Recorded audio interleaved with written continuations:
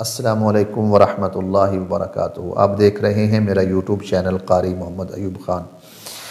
میں نے ویسے یہ سوال جواب یہ کر رکھا تھا، لیکن بہت سارے دوستوں کی اصرار پر، اور شاید وہ ویڈیو جو ہے چیک نہیں کرتے کہ ہمیں کون کون سی۔ آپ یوں کیا کریں، جب آپ چینل پہ جایا کریں تو اس چینل کی ویڈیوز پہ جایا کریں، اور وہاں آپ کے جو آپ کو مسائل نہیں آتے، جو آپ دیکھنا چاہتے ہیں، امید ہے کہ انشاءاللہ آپ کو وہ لسٹ میں مل جائیں گے۔ اگر نہ ملیں تو پھر پوچھ لیا کریں، اس میں کوئی حرج نہیں ہے۔ بہت سارے دوستوں نے یہ سوال کیا کہ بہت سارے علماء یہ کہتے ہیں کہ ایک سورت کو چھوڑ کر دوسری سورت نہیں پڑھنی چاہیے۔ اس سے کیا مراد ہے؟ نماز میں جب آپ نماز پڑھیں گے، یہ بالکل خیال کریں۔ میں تمام عورتیں جو بیٹھی ہیں، عورتیں، مرد، نوجوان، بچے بچیاں، یہ مسئلہ ذہن نشین کر لیں، یہ اپنے ذہن کے کسی خانے میں محفوظ کر لیں۔ جب آپ نماز پڑھ رہے ہوں نا، آپ نماز پڑھیں، نماز میں آپ نے پہلی رکعت میں مثال دے کے آپ کو سمجھاتا ہوں تاکہ آپ کو بات سمجھ آئے۔ مثال میں آپ نماز میں پہلی رکعت میں آپ نے سورت پڑھی ہے ارأیت الذی یکذب بالدین، یہ سورت، یہ معون ہے۔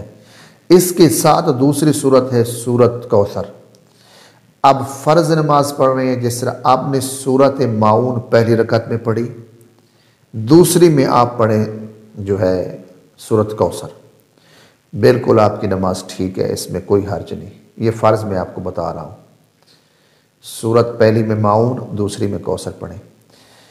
اب یہاں میں جو آپ کو سمجھانا چاہتا ہوں، جو دوستوں نے سوال کیا، اب سورت معون اور سورت کوثر کے بعد جو ہے نا ایک سورت ہے، وہ ہے سورت کافرون۔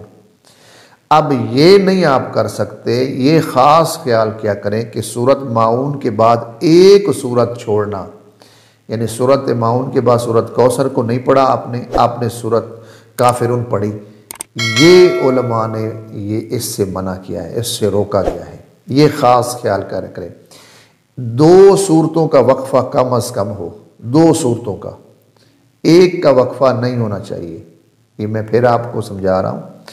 سورت معون پڑھی آپ نے، اب یا تو آپ اس کے ساتھ والی دوسری سورت پڑھ لیں جو سورت کوثر ہے۔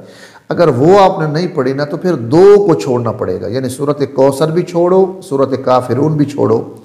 اب وہاں جو ہے آپ نصر پڑھ سکتے ہیں، آپ تبت یدا پڑھ سکتے ہیں، قل واللہ پڑھ سکتے ہیں، فلق پڑھ سکتے ہیں، ناس پڑھ سکتے ہیں۔ دو کے بعد جو مرضی آپ سورت پڑھیں، آپ تلاوت کر سکتے ہیں نماز میں، لیکن ایک چھوڑ کے اگلی، یعنی کہ سورت معون کو پڑھا، پھر کوثر چھوڑ دی، اب کافرون پہ آ گئے، یہ ممنوع ہے۔ اب کافرون کے بعد دو، کافرون اور کوثر دو چھوڑی، اب تیسرے نمبر پہ آ گئی ہے، جو ہے چوتھے نمبر پہ وہ آ گئی ہے سورت النصر، وہ پڑھ سکتے ہیں آپ، سورت لہب پڑھ سکتے ہیں آپ۔ یعنی ایک سورت نماز میں چھوڑ کر پڑھنا یہ جائز نہیں، یہ منع کیا گیا ہے۔ ایک سورت چھوڑ کر، سورت معون پڑھی ہے تو ایک چھوڑ کر اگلے نہیں پڑھ سکتے۔ اسی طرح علم ترک پہ چلے جائیں آپ، اور مثال بھی سمجھ لیں۔ علم ترا پڑھی، یا تو علم ترا کے ساتھ جو سورت لگتی ہے نا، بالکل ساتھ، وہ ہے سورت قریش، یا وہ سورت پڑھیں سورت قریش۔ اگر آپ نے سورت قریش نہیں پڑھی، اب علم ترا کے بعد سورت قریش ہے، اس سورت قریش کو آپ چھوڑ کر تیسرے نمبر پہ معون ہے، وہ نہیں پڑھ سکتے، کیونکہ ایک چھوڑ رہے ہیں آپ۔ اور جبکہ مسئلہ یہ ہے کہ جب نماز پڑھیں گے تو نماز میں ایک نہیں بلکہ دو صورتوں کا درمیان میں چھوڑنا یہ ٹھیک ہے، ایک نہیں چھوڑ سکتے۔ میری خیال میں آپ کو بات سمجھ آ گئی ہوگی۔ ایک سورت نہیں چھوڑ سکتے، دو چھوڑیں، دو کے بعد تیسری پڑھ لیں، چوتھی پڑھ لیں، پانچویں پڑھ لیں، چھٹی پڑھ لیں، 10ویں پڑھ لیں، 20ویں پڑھ لیں، درمیان میں سے ایک سورت نہیں چھوڑ سکتے۔ علم ترا کے بعد آپ قریش نہیں چھوڑ سکتے، یعنی قریش چھوڑ کر آپ معون نہیں پڑھ سکتے۔ ہاں، قریش چھوڑیں، معون چھوڑیں، علم ترا کے بعد اب سورت کوثر جو ہے وہ پڑھ سکتے ہیں۔ تو یہ خیال کرنا، پہلی ویڈیو میں نے آپ کو ترتیب بتائی تھی، ترتیب کے ساتھ، یعنی الٹ نہیں پڑھنا۔